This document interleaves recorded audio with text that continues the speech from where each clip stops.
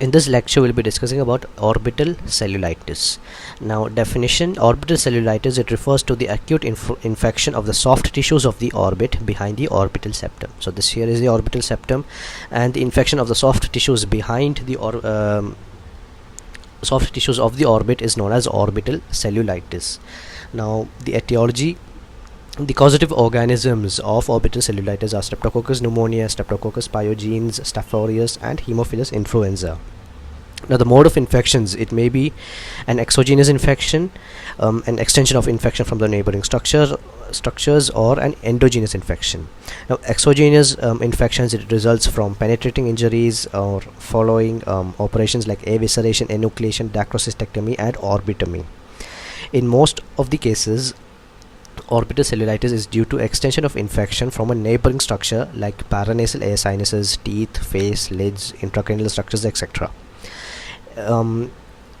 Rarely, orbital cellulitis may develop as a metastatic infection from breast abscess, thrombophlebitis of legs, and septicemia. This is the endogenous infection. So we've discussed the etiology, the causative organisms, and the mode of infection.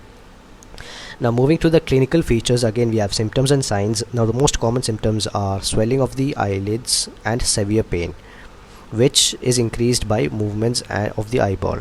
So again, the most commonly presenting symptom is swelling and severe pain, which is increased on moving the eyeball.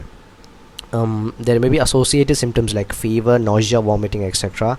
And in severe cases, vision loss or diplopia may be seen. Now, this is the clinical picture of a child with orbital cellulitis, and you can note there is swelling and severe pain. Now, the signs of orbital cellulitis can be remembered by the mnemonic SCARF. S is for swelling of the lids. There is woody hardness and redness. The conjunctiva is chemosed and it may protrude and become necrotic. A for axial proptosis, that is bulging out of the eyeball. R for restriction of the ocular movements, and R again for relative afferent pupillary defect, which may be present if there are complications in the form of optic neuropathy or central retinal artery occlusion. And F finally for fundus examination, which may show signs of papillitis and papilledema. So again, the signs: remember the mnemonic SCARF. S for swelling of the lids, woody hardness and redness. C for conjunctiva, which is chemosed. A for axial proptosis. R for restriction of ocular movements, and RAPD may be positive in severe cases where there is complications like optic neuropathy and central retinal artery occlusion. And F for fundus examination, which may show signs of papillitis and papilledema. Now, coming to the complications, the complications are 4 in number and can be remembered by the mnemonic OOTI. So the first complication is ocular complications like vision loss, exposure keratopathy, optic neuritis, and CRAO. The orbital complications are 2 in number. We have subperiosteal abscess and orbital abscess. Subperiosteal abscess it is due to the collection of purulent material between the orbital bony wall and the periosteum. Now, it is suspected when there are clinical features of orbital cellulitis, which is associated with eccentric proptosis, and the diagnosis is confirmed by a CT scan. So you can see in this diagram, this here shows the subperiosteal abscess. Remember, collection of pus between the orbital bony wall and the periosteum, and it is suspected when orbital cellulitis is seen along with eccentric proptosis. The second orbital complication is orbital abscess, that is collection of pus within the orbital soft tissue. Now, it is suspected when there occurs the following signs, which are severe proptosis, marked chemosis, complete ophthalmoplegia, that is paralysis of the extraocular muscles, and 4 is the presence of pus points below the conjunctiva. And again, diagnosis is confirmed by CT scan. Now, the third complication, T, is for temporal or parotid abscess, which is due to the spread of infection around the orbit. 4 is for intracranial complications like cavernous sinus thrombosis, meningitis, and brain abscess. And 5th, there may occur general septicemia. So again, the complications: UT plus general septicemia. O for ocular complications like vision loss, exposure keratopathy, optic neuritis, CRAO. O again for orbital complications like 2 in number, subperiosteal abscess and orbital abscess. Subperiosteal abscess, the clinical features are features of orbital cellulitis along with eccentric proptosis, and the signs of orbital abscess are severe proptosis, marked chemosis, complete ophthalmoplegia, and pus points below the conjunctiva. T is for temporal or parotid abscess. I is for intracranial complications, and finally there may be general septicemia. Now the investigations to be done for a case of orbital cellulitis are: first is the bacterial culture should be performed from nasal and conjunctival swabs and blood samples. So the first is bacterial culture. Second is complete hemogram, which may reveal leukocytosis due to the infection. Third is X-ray PNS to identify associated sinusitis. 4 is orbital ultrasonography to detect intraorbital abscess, and the fifth is CT scan and MRI to detect subperiosteal or orbital abscess or intracranial extensions. So again, the investigations are: number 1, bacterial culture.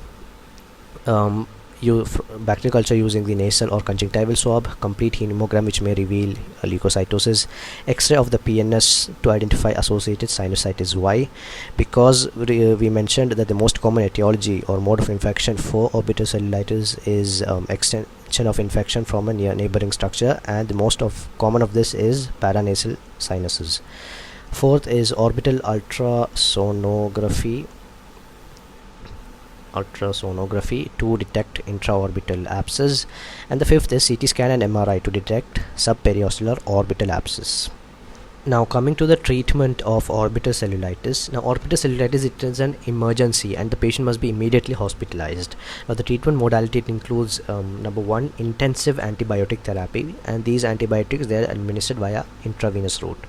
Now for staphylococcus infections, high doses of oxacillin is combined with ampicillin, and they should be given intravenously. So remember, orbital cellulitis, so hence the drugs used are oxacillin and ampicillin. Now a substitute for oxacillin and ampicillin is the use of cefotaxime, ciprofloxacin, and vancomycin. So just remember ciprofloxacin and vancomycin.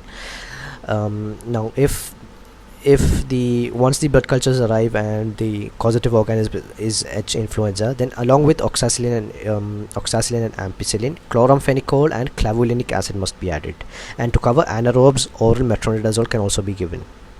So this is the first mode of treatment, that is intensive antibiotic therapy, which are administered via IV route. Remember, once the culture results have arrived, if it's Staph aureus, we give oxacillin plus ampicillin. Otherwise we can give cefotaxime, chloramphenicol, or vancomycin. If there is H. influenza, we give, along with this, we give chloramphenicol or clavulanic acid, and for anaerobes we give metronidazole. Now the second mode of treatment is the use of analgesic and anti-inflammatory drugs to control pain and fever. Topical antibiotic eye ointment can be given for corneal exposure and chemosis in severe proptosis. Fourth is the use of nasal decongestant drops. 5 for reevaluation, that is reevaluation at least 2 to 3 times a day to monitor the response and modify the treatment accordingly. And finally, 6 is the surgical intervention. Now it is indicated in the following cases: when there is unresponsiveness to antibiotics, there is decrease in vision. 3 is a subperiosteal or orbital abscess. Now the surgical interventions, it includes incision and drainage of the abscess, and immediate canthotomy or cantholysis if the orbit is tight.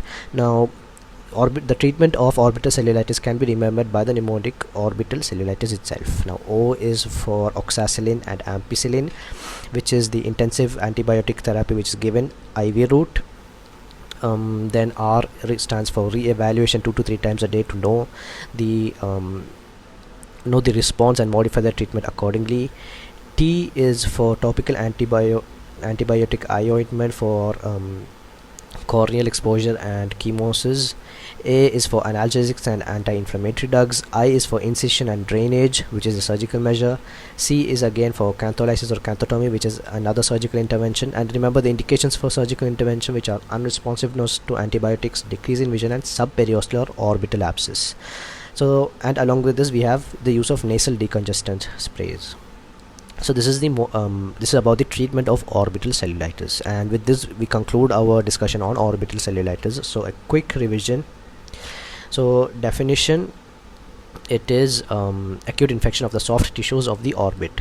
Etiology: the four organisms are Streptococcus pneumonia, Streptococcus pyogenes, Staph aureus, and Haemophilus influenza. Modes of infection are exogenous, extension from neighboring structures, which is the most common mode of infection, and endogenous infection from breast abscess, thrombophlebitis of legs, or septicemia.